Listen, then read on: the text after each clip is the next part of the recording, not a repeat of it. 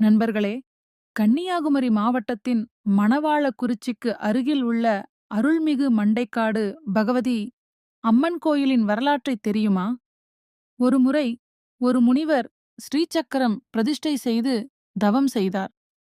அவர் மறைந்த பிறகு அந்தச் சக்கரம் இருந்த இடத்தில் ஒரு பெரிய புற்று வளர்ந்தது. அதுவே இன்று சுயம்புவாக அருள் பாலிக்கும் பகவதி அம்மன். ஒவ்வொரு ஆண்டும் மாசி மாதம் இங்கு நடக்கும் கொடைவிழா உலகப் பிரசித்தி பெற்றது.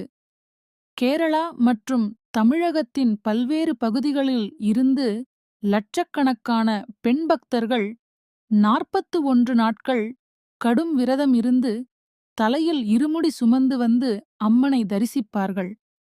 அதனால்தான் இத்தலம் பெண்களின் சபரிமலை என்று அழைக்கப்படுகிறது. அம்மே சரணம், தேவி சரணம் என்ற கோஷம் விண்ணைப் பிளக்க பக்தர்களின் குறைகளைத் தீர்க்கும் அன்னையாக மண்டைக்காடு பகவதி அம்மன் வீற்றிருக்கிறாள்.